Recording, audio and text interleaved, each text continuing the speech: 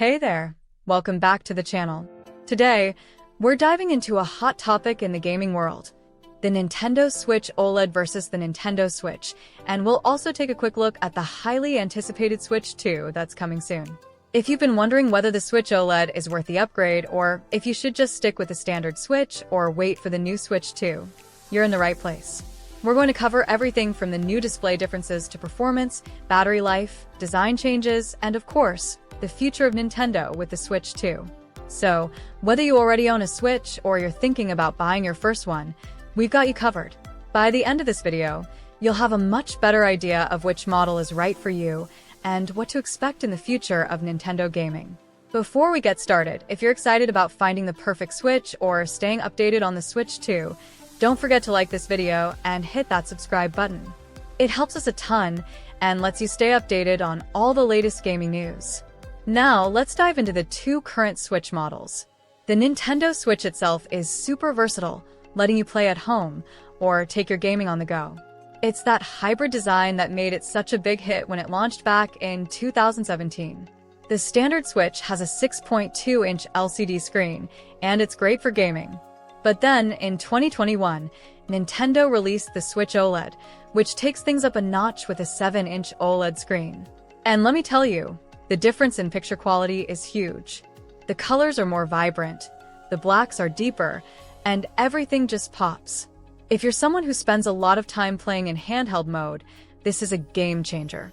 The Switch OLED really stands out in terms of display, and it's clear that Nintendo made this one for gamers who want the best portable experience.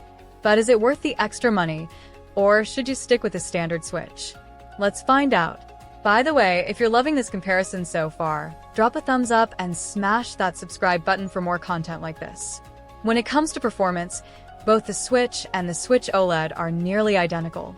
Both consoles have the same NVIDIA Tegra X1 chip, which means that when it comes to gameplay, you're not going to see any major difference in how games run. Whether you're playing Zelda, Breath of the Wild, or Super Mario Odyssey, the performance is going to be almost the same. The Switch OLED does have a slight edge when it comes to sound. It has upgraded speakers that offer a richer, fuller sound when you're playing in handheld mode, so your games will sound a lot better without headphones. It's not a huge difference, but if you're like me and play games in handheld mode often, you'll notice the improvement. The sound quality makes everything feel more immersive, especially if you're in a quiet place, like on a plane or a train. Battery life is another area where the Switch OLED offers some noticeable improvements. The Nintendo Switch OLED can last between 4.5 to 9 hours on a full charge, which is about the same as the original Switch, but in practice, I've found that the OLED model feels a bit more efficient. The screen is bigger, but it doesn't drain the battery as quickly as I expected. It's still going to depend on what game you're playing, but in general, you can expect to get through longer sessions without worrying about recharging. It's especially helpful if you plan to take your Switch with you on long trips, or if you're using it as your primary device for gaming while traveling. And now for a little fun, if you're already picturing yourself playing your favorite games on the new Switch OLED, hit the like button and subscribe for more fun comparisons like this.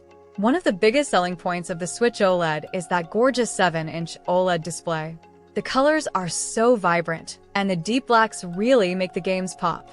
It makes everything look so much sharper and more detailed. Whether you're exploring the wilds of Zelda or getting into an intense Mario Kart race, everything just looks a little bit better on the OLED screen. The extra screen size, combined with those better colors, gives the console a more premium feel. It's a great upgrade for anyone who spends a lot of time playing in handheld mode. That said, there are still some things that the Switch OLED doesn't fix. One of the biggest issues with the Nintendo Switch, both the original and the OLED, is the Joy-Con drift. This issue happens when the Joy-Con controllers start to register movement on their own, even when you're not touching them.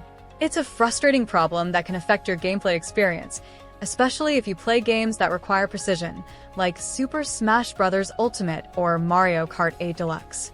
While Nintendo has worked on fixing this problem in newer units, it's still something to keep in mind. If you do experience Joy-Con drift, you might need to send your Joy-Cons in for repairs or replace them altogether. Now, let's talk about the Switch 2. If you're thinking of skipping the OLED version and waiting for the Switch 2, you're not alone. There's a lot of buzz around the Switch 2 and what it might bring to the table. Leaks and rumors suggest that the Switch 2 will be more powerful than the current models, with 4K output when docked and even better graphics. Imagine playing Breath of the Wild 2 or a brand new Super Mario game with next-gen graphics that rival the PlayStation 5 or Xbox Series X. The Switch 2 is rumored to have a stronger processor, which would allow for more demanding games, better performance, and improved visuals. It could truly be the next leap forward for the Switch family, making it more capable of handling AAA games. If you're someone who wants the most powerful Switch experience, it might be worth waiting for the Switch 2 instead of going for the OLED. If you're already hyped about the Switch 2 and want to stay updated on all the latest, don't forget